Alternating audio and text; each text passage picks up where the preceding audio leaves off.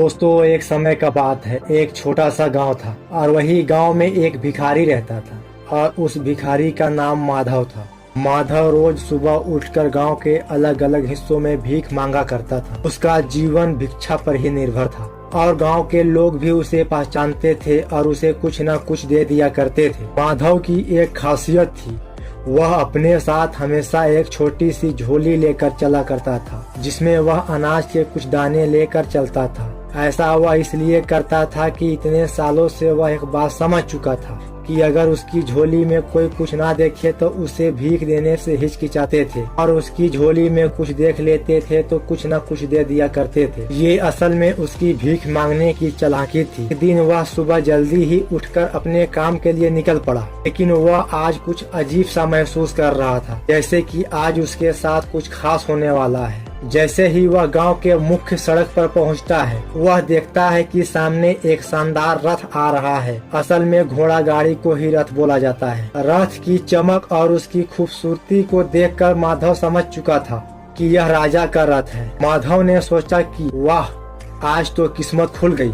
अगर राजा की नजर मुझ पर पड़ गए और उसने कुछ मुझे दे दिया तो मेरा किस्मत बदल जाएगा। वह जल्दी से सड़क के किनारे खड़ा हो गया और राजा का रथ को अपने सामने से गुजरने का इंतजार करने लगा। जैसे ही रथ उसके पास आके पहुंचा, कुछ अजीब हुआ। रथ उसके पास आकर रुक गया। माधव इस वाकये को देखकर हैरान रह गया। उसकी आंखें चौड़ी और बड़ी बड़ी हो गया। उसने देखा कि राजा खुद रथ से उतर के उसकी तरफ बढ़े आ रहे हैं। अब उस माधव की कल्पनाएं और भी तेज हो गई थी। उसने सोचा कि अरे, आज तो मैं राजा से कुछ ना कुछ मांगने जा रहा हूँ। शायद वह मुझे ढेर सारा सोना चांदी या कोई कीमती चीज दे देंगे। लेकिन तभी और एक अजीबोगरीब चमत्कार हुआ। राजा ने अपनी झोली उठाई और माधव के सामने फैला दिया। माधव खुद भिखारी था। माधव की आंखें फटी की फटी रह गया। उसने सोचा कि ये राजा खुद मुझसे भीख मांग रहा है। राजा ने भी बहुत ही नम्रता के साथ कहा, भाई मुझ पर दया करो और मुझे कुछ न कुछ भिक्षा दे दो। अब माधव को विश्वास नहीं हो रहा था। उसने सोचा ये तो उल्टा हो गया, राजा मुझसे ही भीख मांग रहे हैं। लेकिन राजा ने उसके तरफ देखते हुए बोला, मेरे लिए बहुत ही महत्वपूर्ण है।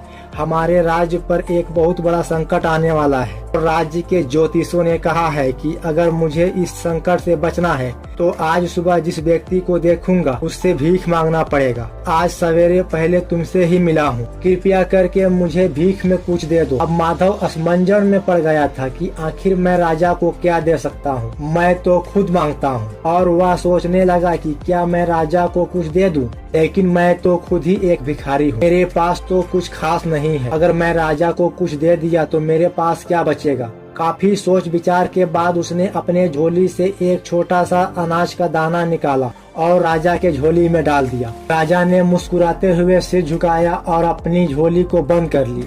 फिर वापस अपने रथ के ओर चला गया। माधव ने देखा कि राजा बिना कुछ बोले वहां से चला गया, लेकिन उसके मन में एक खट्टापन था। वह सोचने लगा, क्या मैंने सही किया? राजा खुद भी तो इतना अमीर है, वह मुझे कुछ मूल्यवान दे सकता था, लेकिन राजा बिना कुछ दिए चला गया। वह मन ही मन राजा को बहुत बुरा भला कहने लगा। उसके बाद दिन भर माधव को बहुत ज्यादा भीख मिली। उसकी झोली में अनाज, कपड़े और पैसे से भर गया था, लेकिन अब भी उसके मन में एक अजब सी बेचैनी थी। उसे राजा से मिलने का मौका मिला था और उस मौके को भी उसने गवा दिया। और शाम को वह जब घर पहुंचा, उसकी पत्नी ने उसकी तरफ देखकर बोली, आज तो आपका नाम पूरे गांव में फैल गया है। लोग कह रहे हैं कि राजा ने आपसे भीख मांगा। वह आप कितने महान हो। लेकिन माधव को फिर भी खुशी नहीं हुई। वह गुस्से से बोला, तुम्हें क्या पता कि राजा ने मुझसे भीख मांगी थी। भला मैं राजा को क्या दे सकता था, और मैंने केवल उसे एक दाना ही दिया। अगर मैंने कुछ ज्यादा दिया होता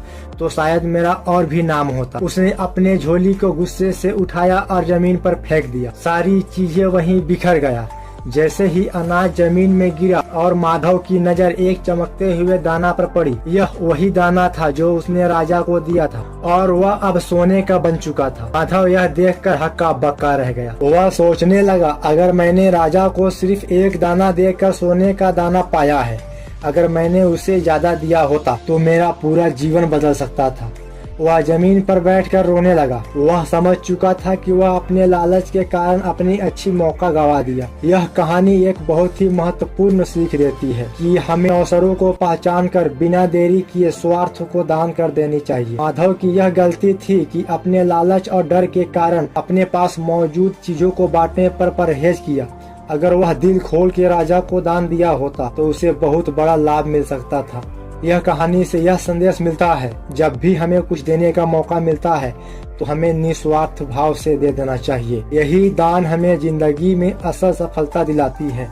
तो दोस्तों, अगर वीडियो पसंद आए तो वीडियो को लाइक, कमेंट और शेयर करें। जो भी चैनल पे नए हो चैनल को सब्सक्राइब करके घंटी का और नोटिफिकेशन ऑन कर दे, ताकि ऐसा नए वीडियो आपके पास पहुंचता रहे।